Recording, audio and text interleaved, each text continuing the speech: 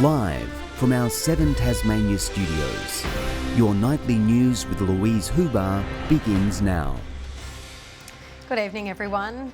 They sat empty for months, but now Tasmania's hotels are preparing for what could be a roaring summer trade. One operator says 80% of rooms next month are already booked as borders reopen.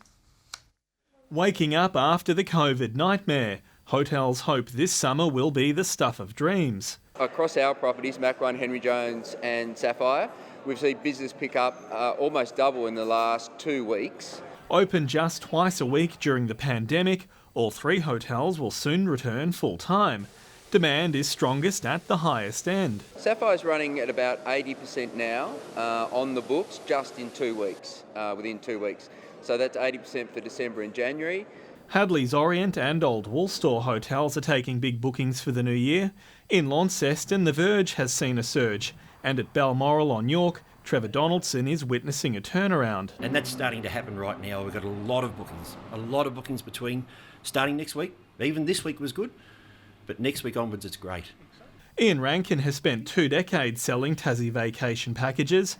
With the state on the brink of a full reopening, his phone is ringing hot. This week we've smashed almost every record. We're equal or just ahead today of what our best ever week has been. Much of it thanks to South Australia and Queensland. The wait is now on for Victoria, just 13 days away. Sean McComish, 7 Tasmania News. 2 youths have been charged with arson following a house fire in Rosebery last week. The blaze destroyed the home valued at around $80,000. The youths aged 14 and 16 were released from custody. They're expected to face court at a later date. A 20-year-old woman from Wagana has suffered serious injuries following a crash at Parkham on Thursday night. Authorities say the vehicle being driven by a 17-year-old man had crossed to the wrong side of the road before rolling.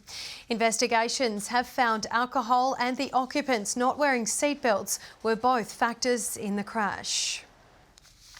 The Launceston and Hobart City Councils have joined forces with the State Civil Contractors Federation to promote safe driving near road workers. With more cars hitting the tar during the Christmas break, safety advocates say road workers are at a greater risk. Police say it is closely guarding hotspots for any speeding motorists. 40 ambulance stations will receive close to $25 million over the next 2 years to upgrade facilities as part of the latest state budget. The Georgetown station has already used its share to renovate the living and locker rooms as well as the toilets. With COVID, we've relied on a lot of paramedics from volunteers from out of the region, and it's given them a space to rest and recline as well as our paramedics. It also means that they've got areas to be able to train, to be able to have amenities. Labor is still casting doubt on the state government's ability to meet infrastructure targets announced in the budget. After months of keeping doors closed during the pandemic, some buildings are opening back up once again. The Open House Hobart allowing people to take a look inside some of the city's most creative spaces, both in person and online. Just your average North Hobart cottage from the outside, a different story once inside.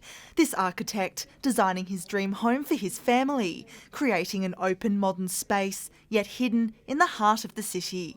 It's been warm and it's large compared to what the old house was, and cost efficient in terms of what it takes to heat it. And do we like living here?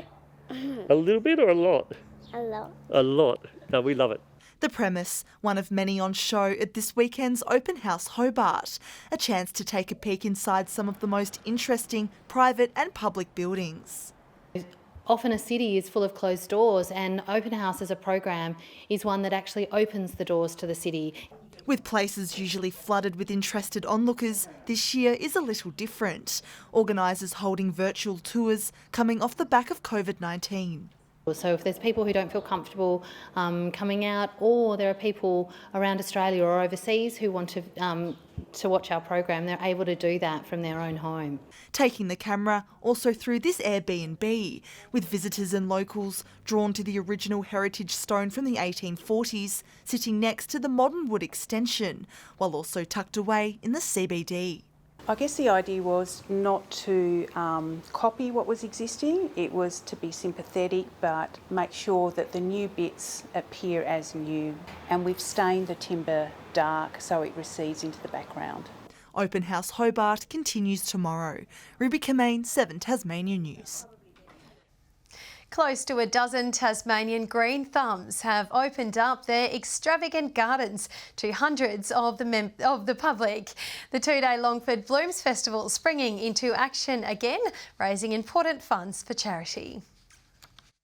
These expansive and eye-catching gardens are the envy of hundreds. A lot better than my garden. It's spectacular. Breathtaking. Which will no doubt plant the seed of inspiration for amateurs. It's to encourage people to get out and garden, and what a wonderful hobby it is. 11 accomplished green thumbs revealing their natural and usually private worlds for the annual Longford Blooms festival. Been here 6 years and been planting madly and looking after it all that time. Greg Howlett is one of those who has transformed his huge block and has a few theories on why the town is fast becoming a green hub. We have good weather, we have water, we have great soil. Of all the varieties, one old favourite continues to transcend time and win the public vote. I'm a rose nutter. I love roses. Everyone loves roses, and I'm just like everyone. I love roses. They're my favourite. The two-day event will continue tomorrow, digging deep for local charity The Helping Hand. That helps the underprivileged in this Longford area with food parcels and all sorts of other help.